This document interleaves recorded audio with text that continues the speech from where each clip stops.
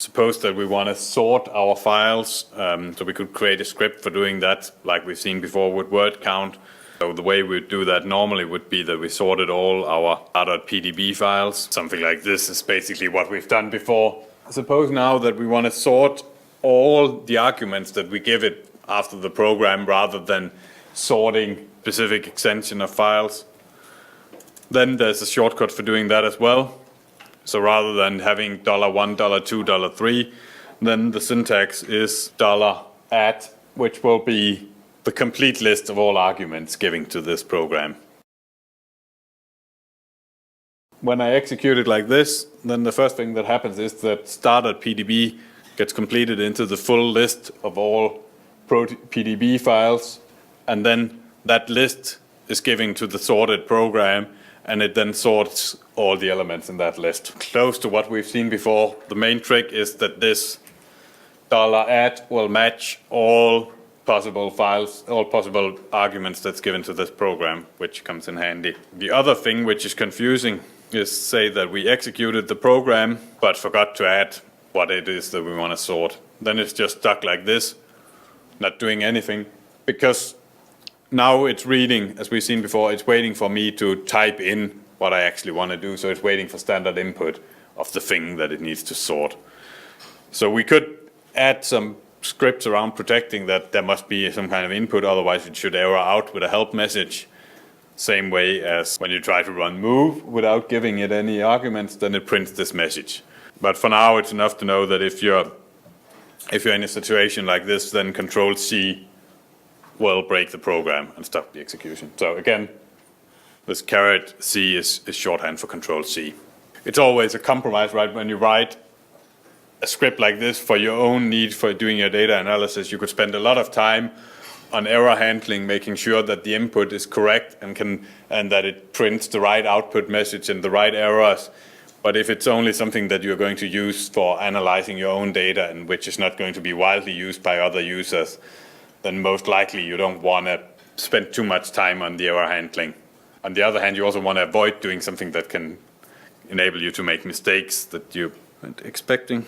So again, we talked about how we could use the history to see output. So again, if we say that the last 4 commands we had in our history were actually the commands that we needed to do something, then we can use head and tail to actually grab those 4 commands and then pipe them into a shell script.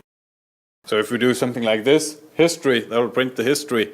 Then we pipe that to tail, grab the last 4 lines, and those 4 lines we just put in a myscript.sh file. Then the myscript.sh will contain those 4 lines. Then we can quickly write a shell script if those were actually the lines by just editing this thing.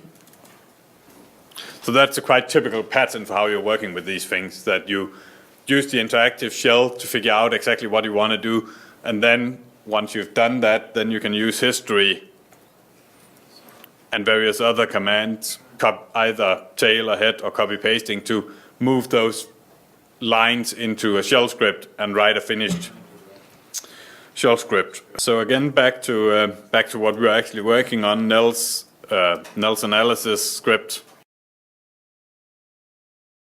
We want to create a program. We could call it run goostats, that actually runs goostats on our data files. We figured out that the thing we wanted to run was something like for data file in the list of data files. We can again use this syntax, which is wrong, syntax like this, to ensure that we're actually using a command line argument to our shell script to get the names in there. Now we're just going to write it again, but of course we could use the history to find these commands. It happens that goostat takes some arguments that we need to use, so we'll enter those in as well.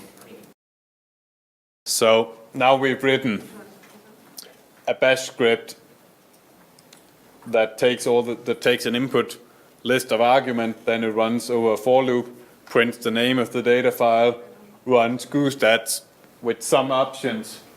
But we're not overly concerned with what they're doing, but we've been told to run it with those options on a data file, output statistics data file, and then we're done. it's probably relevant to document what this kind of program is doing. So in Bash, all lines that start with a hash character are command lines. So something along the lines of what this is actually supposed to be doing is probably handy. So we can now do bash, run the goostats program, and again we want to run it on all the AB files. So just to make sure that we've gotten rid of all stats files before we run it, we can remove those. And then we run goostats on all -AB files. So now we've gotten as far as creating a small script that can actually do our statistics calculations on all the data files automatically. And we can rerun the script in a month or 2 months if we decide that we want to rerun it, and it's easy to modify and tweak the script to do something different. So it's a matter of exactly what you want to do, whether you want to run the script like this, where you have to supply the file names as an end, or you actually want to hard code file names in there. It could be that you knew that you were only going to ever be interested in running this on the AB files. Then you could just write it like this. That means that you don't have to remember to exclude the non-AB files. It also means that the program is less flexible. So that's a matter of taste and a matter of exactly what you need to use the program for, whether one thing or the other makes the most sense. It could also be that it would make sense to have another shell script which called this shell script with the star.ab, so that you had one program that actually looped over it, and then you had one program that contained the list of files that you wanted to run on, so that you separated it into two.